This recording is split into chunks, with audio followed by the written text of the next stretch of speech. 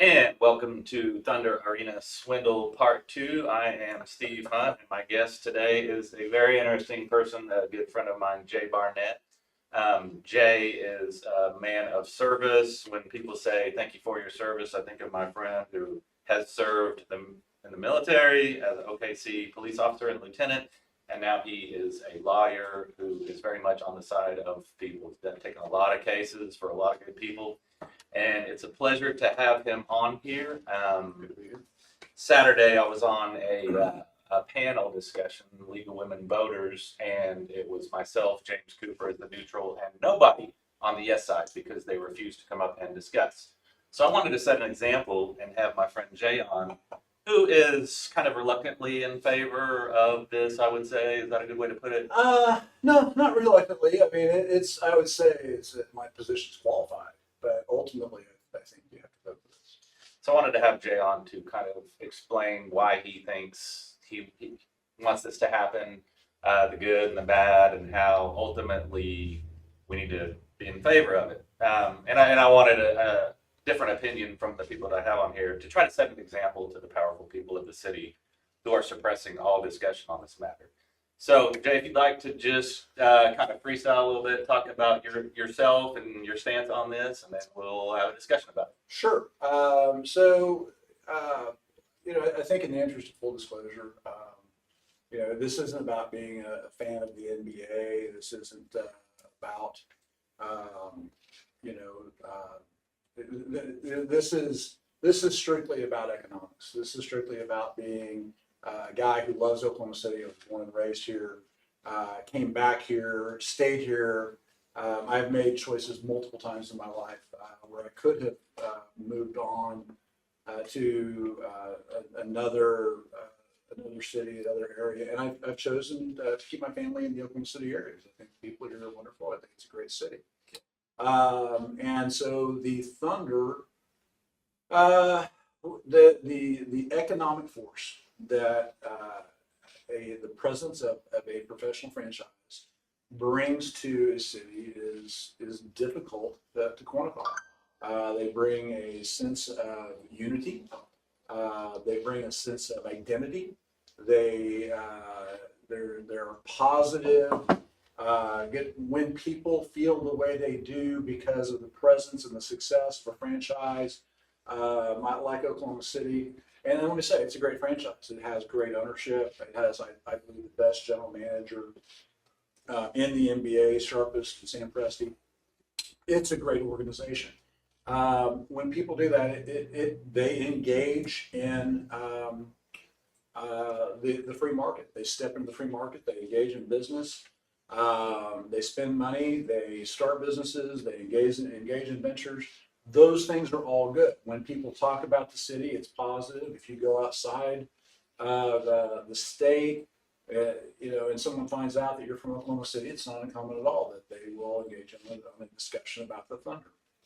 Um, and so all of those things, it draws, it creates economic activity, it draws more economic activity and investment, and it tends to be a unifying force in a time that where we are otherwise deeply divided. If you were to go and poll and get a sense of the diversity of opinions and views at a typical Thunder game, I think you would see what I'm talking about. Because it's just this thing that we can agree on, this thing around which we can coalesce, that makes it good for the city, that makes the city economically stronger, and that gives us the ability to have better services for everyone. And so I would say that's a quick overview of the reason. And so we come back to why I vote for this. Do I think this is a good deal? No. I think that this is in terms of what maybe should be negotiated, in terms of, in my brief, the work that I did to prepare for this and look at the deals that other cities have gotten, 80%, it makes me wonder if how hard the city really pushed back and whether or not there's much division between I will call it what it is. It's a benevolent oligarchy that pretty much runs Oklahoma City. and the city government itself. So how much negotiation was there? How much real pushback was there? I doubt there was much. And the citizens are picking up a pretty hefty part of the tab for a franchise that has done extremely well for its owners. That said, we don't have an option. We're a one franchise city, and they really do hold all the cards here. I don't think these are, by the way, I want to be clear, I think these are generally good people, and I favor them over the alternative, which is, I think a less intelligent, let's just call it I'll call it Alec, the Jo Beth Hammond and her hubby crowd. That are really not that bright and, favor, mobs that aren't that bright. And so I think, given the choice between which of those I would rather have influencing the future of the city, well, it's the business people who, buy their fruit. We can say that they spend money well, they invest money well, and by the way, they give a lot of it, right? And all of that is beneficial to the city. So even though I don't love the fact that this oligarchy exists, I'm glad they are who they are, and that they handle their power and their resources the way that they did. So, little background on me and Jay. Jay was my lawyer in the Supreme Court when David Holt changed the rules via proclamation to go along with state voting that made me ineligible to run. Jay did an incredible job at the Supreme Court. Initially, we went into the municipal board. Glenn Coffey and his lawyers were there when they saw Jay walk in. They were like, "Oh my goodness, we're in trouble," and they were in trouble. They kind of kicked the can down the road, so we went to the Supreme Court. Jay did an incredible job. I think we won. They just decided to not rule, so that it couldn't go forward. And then represented Ed Shadid on a log rolling case in the Supreme Court about MAPS 4. There were a number of projects that were just thrown in there, some good ones, some bad ones, and Jay argued that it's log rolling. What can you say about that experience? Because it was something else. So let me say for the record, and I think Steve will understands, that I do not endorse his representation necessarily. Generally, I would agree with his account in terms of assigning responsibility to certain individuals and characteristics to them. I think we'll agree to disagree. Yes. Okay, so that said, the issues were what they were. I thought that you were right with regard to the fact that you should have been allowed to run. I think that probably the Supreme Court decided that based on the rightness of your action. It probably should have been initiated before we did. That's my best guess. I don't know. As to the single subject rule and its application in MAPS 4, there's really no question that that was at least in spirit a violation of the single subject rule, horrible violation, blatant violation. It is comical that David Holt at one point said, oh, this isn't log rolling, and began to explain what log rolling was, and then this is on video, you can see it, and he goes, well, I'm an attorney, this wasn't log rolling. Yeah, when he realized it was. He was about to describe log rolling, taking 16 completely different and diverse projects that should have all been the subject of a special tax and the restraints and that are placed on special tax, and packaging those and looking at the citizens and saying, hey, here's your 16 projects, is very clearly exactly what the single subject rule prohibits, and it is log rolling, and then turning around to the Supreme Court and going, oh no, it's actually just a general 1 cent tax. And it's just dishonest. It may, and the Supreme Court said it doesn't violate the letter of the law. That's true. And I will say, as a textualist, that there's a defense there in deciding in that manner The problem was that they had not done so in the past. In the past, they had been willing to step outside of the text and look at the actual effect of a tax to determine what it was. So there was a significant inconsistency there for them to say, in this case, we're going to hide behind the fact that, per the text, it's just a general tax, where it clearly, again, 16 very distinct projects that would not, most of which that would not have passed on their own.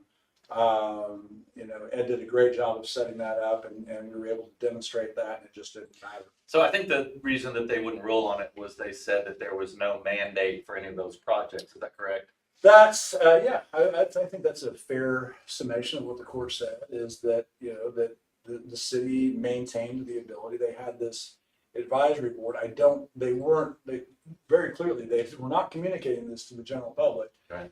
They had this advisory board, but they weren't. The city was not bound by the recommendations of that board or by the resolution that created that board. So the city had had a free hand to spend that money however they desired.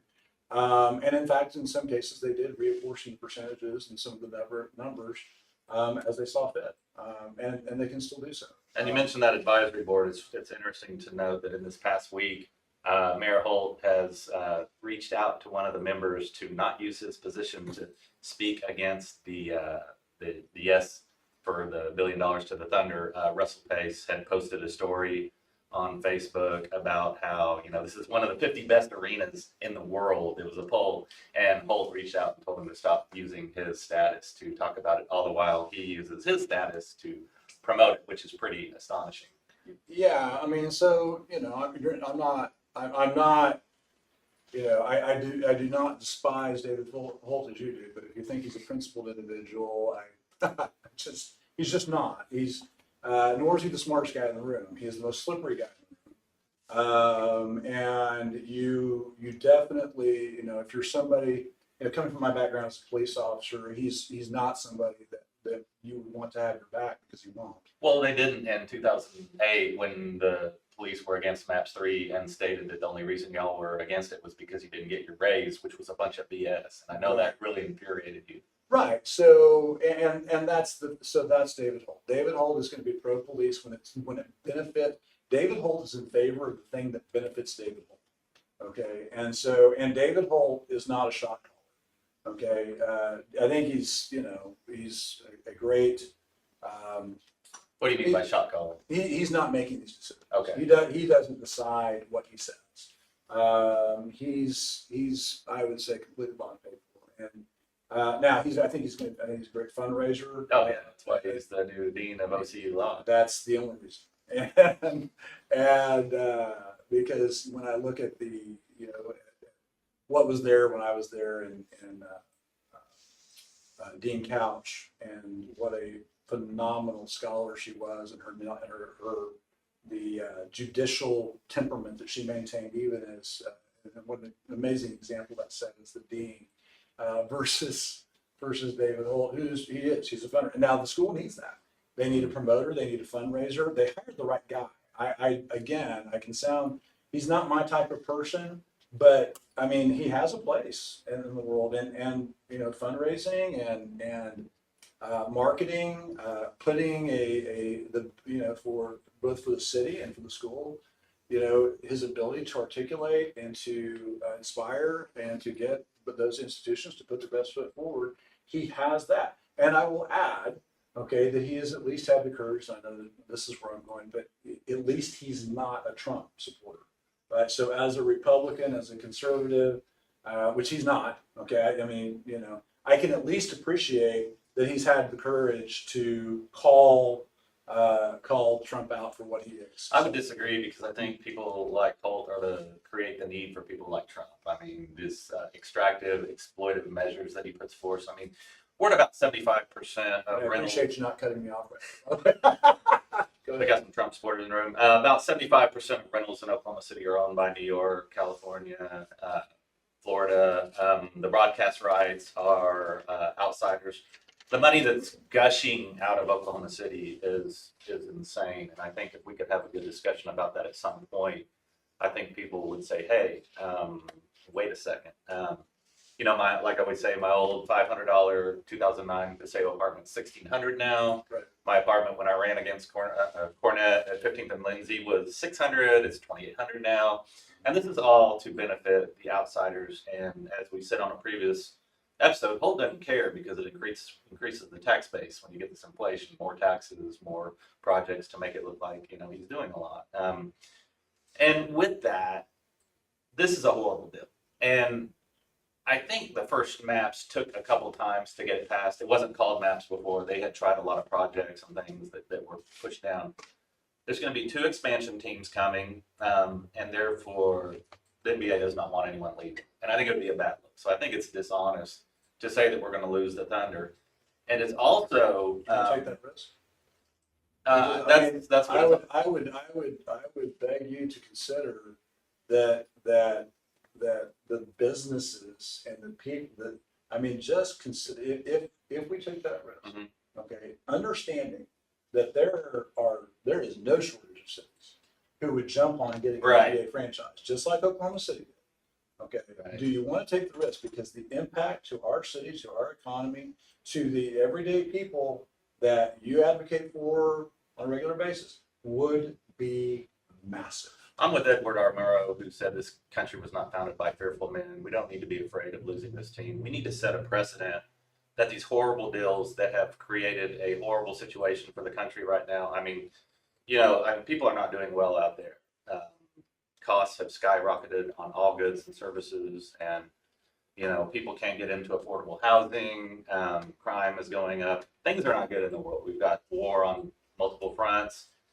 As our native friends tell us, everything is connected. And I think when you have a economic injustice, just think about the fact that the ownership has received $75 million back from the state in the amended Quality Jobs Act, and they're only willing to put up 2/3 of that to pay for their share. I think the people need to not be afraid that they're going to lose the franchise. It's much different from Seattle. The Seattle Supersonic owner was from New York. He wasn't invested in that city. He did own a business there. All of our owners are from here. They care about the city. They give back to charity a little bit. I just think a little bit. I'm just gonna. So I'm not. I just have to call it out. They give a lot. It's and I think I appreciate the fact that when and I'm not a regular patron of the arts, but if I go and I see Oklahoma City Ballet, and you open up the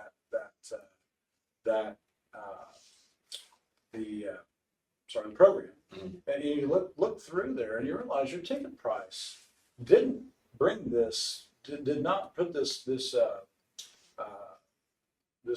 did not bring this production to life, right? Mm-hmm. And as father of a daughter who was deeply invested in ballet, that mattered a lot to me, and I appreciated it. So you find that signature. It's not just there. Right? That's one example. You go to OU or Oklahoma State. You mm-hmm. go to any event that is a high quality arts event, and you're going to see those names.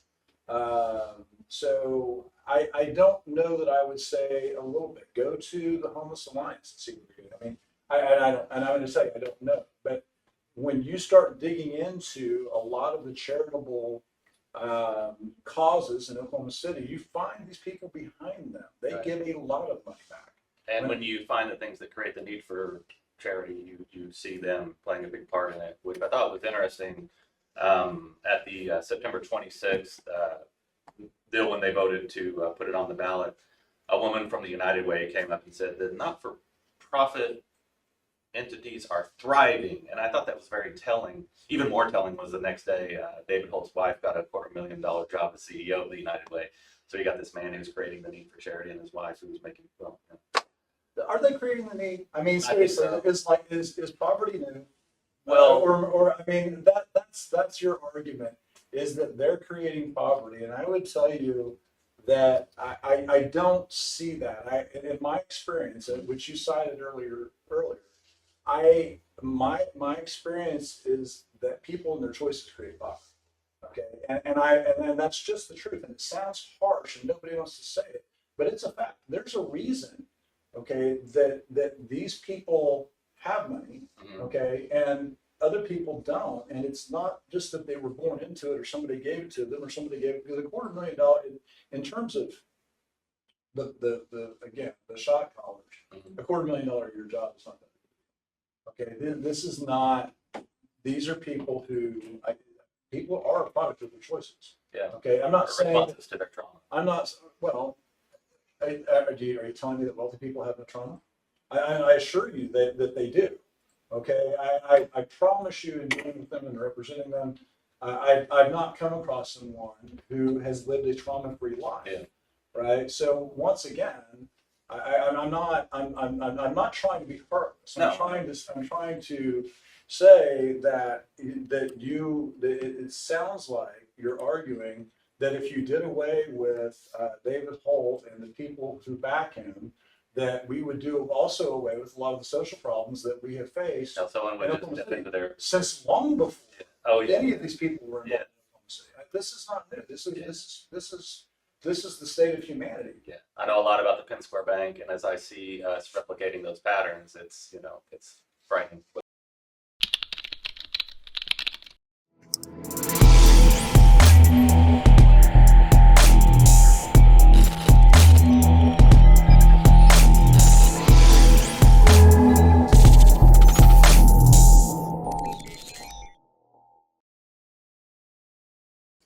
So one thing that our amazing host Moto wanted me to bring up is the fact that we're being asked to give over $1 billion of U.S. currency to the Thunder ownership, and it appears that Paycom and probably the new arena will not accept U.S. currency. You can't pay cash at the arena, and that's it's not something I think about because it's just one of those things.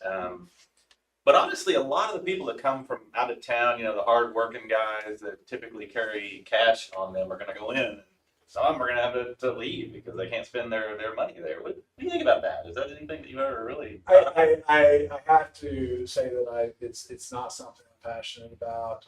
Now he did touch on something that I think is a major issue that needs to be addressed. And with the NBA, it's the reason, and I will divulge at this point that I don't watch much NBA. As a retired police officer, a few years ago, I was watching them, and and especially after, the LeBron James incident with the officer up in Ohio, and this was not, it just hit me. I saw one too many messages, and I was just like, you know what, they hate me. Hmm. They really hate me, and there's so much, it's so hypocritical, right? That they talk about oppression in the United States, whine about it, right? And here we are at probably in one of the freest, most affluent places and times in the history of mankind. Yeah. For absolutely forever. We are there, right? Even our poor enjoy a standard of living that was unthinkable a century ago. Right.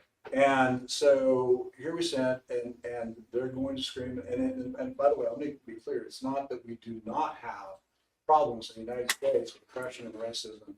In fact, the frustration here is that one part is screaming so loudly that we actually can't have a rational discussion and talk about rational solutions, both to with regard to the problems and the answers. Meanwhile, nobody talks about the leaders in China. Nobody talks about the authoritarian regime that China is. We don't talk about what they're doing to undermine U.S. foreign policy across the globe, and particularly when you look at the African and now South American continent. And these guys who are so uptight about alleged I would say oppression is a subjective term. I mean, look around the world, and I promise you, I can show you a number, as many examples as you would like, of true severe minority oppression. That's not the case here. It's made up. It's conjured. And whereas what China is doing, what it does, what Apple, while everybody is walking around with their Apple phone, what they endorse or turn their back on, what these NBA players essentially endorse, is truly horrible, severe oppression of minorities, when you look at what they're doing with the social points over there, the suppression of the free exchange of ideas, if you care, if you're a principled person at all, that's the oppression that you're going to oppose. Instead, they're actually taking part in that while undermining the system that has made them that laid the foundation for them to become multimillionaires in interstate. I mean, these people are worth tens of millions, hundreds of millions of dollars, and yet LeBron James wants to pick on a police officer who's out there trying to maintain order in the community. If you've never done it, and putting your life on the line to do that, and experiencing a life that he can't imagine, where you have three times the rate of substance abuse, over three times the suicide rate, all of these negative outcomes that come from that lifestyle. He's going to pick on one police officer that he thinks made a bad decision, and he was wrong, and then walk away from it and say, "Oh, oops," delete my tweet, whatever, and move on down the road. Wow. I had enough of it. So again, in supporting the Thunder, let me be clear. I actually, at that moment, it wasn't an active boycott. I just stopped watching the NBA. I kind of had enough of being told how much they hated me. I believed them. I finally learned and said, wow, you really hate me. I get it. I finally heard you. Well, it's definitely a culture that I don't think is ultimately good for people in general, and especially talking to what you're saying. I do agree totally that Presti is amazing. The organization is amazing. I'm a big sports stat nerd, and I understand the analytical And that's true. side. Let me just tell you, he really is. Yeah. We went to Vegas and made some money on my analytical stuff. I think we hit a parlay in a Giant game. And, I paid for our meal that we had earlier. It was pretty great. But it hurts that I can't enjoy the Thunder as much as I'd like to, because I really greatly. I've met Presti. He's a decent guy. Worth noting, the time that I met him was at the charter flight company, and he and his friends had utilized a Chicago charter company for their flights, paying $20,000 more than they would have with the company that I work for. It was just another example of the money that's flowing out of Oklahoma City, and they have not honored what they said would be about keeping the money in here and creating a circular economy that is, the origins of commerce, as keeping money in your area, circulating. It's not happening. Like I say, the money that's flowing out of the city is absurd, but because it creates a good tax base, the police are doing better, the fire are doing better, they're able to say, well, okay, yeah, people in general are not doing as well as they should and could, but yeah, it's kind of a mess. I wanted to just bring up that I have Can I been. tell the Sam Presti story? Yeah, go ahead. Okay. Well, You told one, so I'm going to tell you While I one. order my papers here. So in my last 2 years with the department, I was operations section chief at the South Oklahoma City War Tornado. Okay. And I was there early one morning. I sent my guys out. I see this guy pull up, walk up with a couple boxes of donuts, settle down, start to walk away.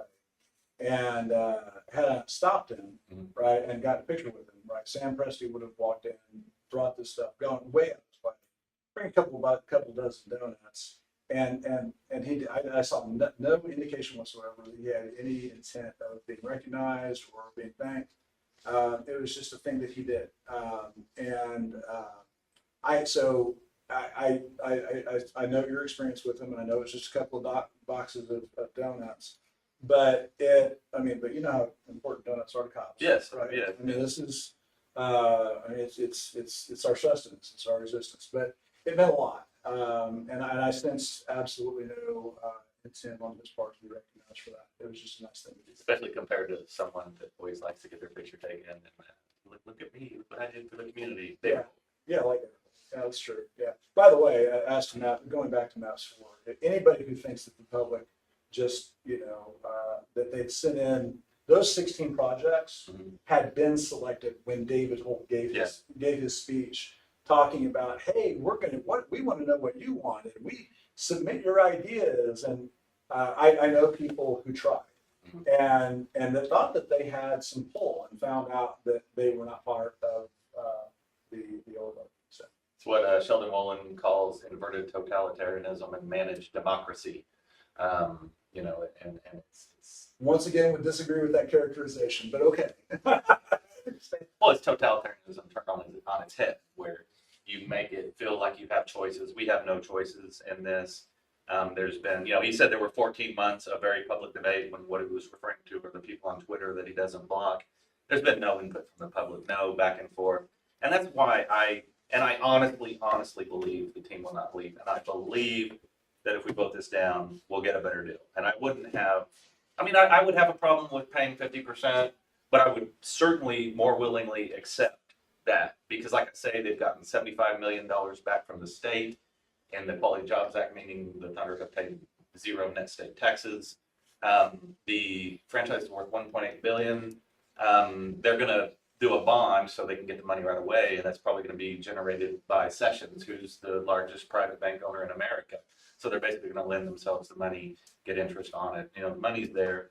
It hurts to give anything to them, but And before they came here, you go anywhere in the country and say Oklahoma City, and the first thing that people thought about was bombing. yeah, yeah, I'm not, I understand. I get your position that they have made, in your view, too much.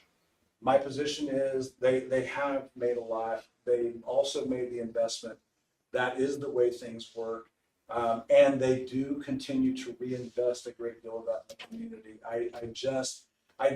Again, do I like the way that the power that happens? No. But I'm going to tell you, you'll find the same thing in almost any small community that you go to in America. You will find that everybody knows who owns the big chunks of land around town, who's been there forever, and who calls the shots. This is not that different. You cannot like it. I cannot like it. Okay, but again, I find it preferable to the alternative. I don't like that we're making this into such a binary thing, it's either this or that, and that, you know, one thing that deeply disturbs me about this, amongst a sea of other things, is the starting on the 20th of November to the 12th, there's going to be 229 spots on Channel 5, 229 on 9. I don't know how many on 4, but that it's being run by the Chamber of Commerce, who receives $7 million of hotel tax money. And so basically the people are being paid or paying for the right to be told what to like. When you, Jim Couch. No, they don't. when you, yeah, he's referring to my moment with Couch, which is, you know, one of my proudest moments. Even Casey Cornett tweeted, "Hey, this was pretty." But the campaign is being run by a group called CMA Strategies, which is Pat McFerrin, who is a Norman resident and who was in attendance at our Supreme Court case. I don't know if you remember that. He was the big, heavy-set, creepy-looking guy. CMA Strategies, right there. Even the fact that a Norman guy is running this campaign is awful. I mean, you know, if we love minorities and Black Lives Matter, why not find some, you know, sellout black dude to run the campaign from Oklahoma City? You know, I mean, it's just the whole thing is just gross. And we have an opportunity to change it a little bit by saying no to this, getting a better deal, getting some corrupt black guy to run the campaign next time that lives in Oklahoma City and off to a heavenly future. Otherwise, we can just wallow in the thing that we're in right now. The things you say. I just dudes laugh. So I'm going to let you have a closing thought on this. I greatly appreciate you coming, and I like that you're here and you're for it, so that we're not just giving a one-sided view, kind of like these guys. You know, like I say, our democracy has become a fiction over the years, and Sure, they're not going to engage in debate because it's not beneficial for them to do so, and that's frustrating. It should be. I think, and that should be a red flag. It should be concerning. I think it's simply because, again, I don't, just like the log rolling in maps for this heavily weighted game that goes against the average person being able to make an informed decision. tilting of the playing field. Absolutely, is that should be, it's very troubling, and it should bother the voter. It's just, I don't think that we die on the hill of the thunder over that. To me, and I would have loved for for people to be willing to step up, like Ed Shabib did in MAPS 4, and say, look, this funds mental health. And he made that speech, and he made it so eloquently in front of the city council. But I won't vote for this. I can't support this because on principle, okay, this is wrong. Unfortunately, what they know is that we're not that principled. If we were that principled, we would, again, I'll go back, we wouldn't be having to deal with Donald Trump right now. So, All right. Well, thank you so much for coming on. I appreciate you. This is a great dude. We need more people like Jay out there. Even if he's for this, I still love him. He's my brother. absolutely. And so thanks for watching. Okay.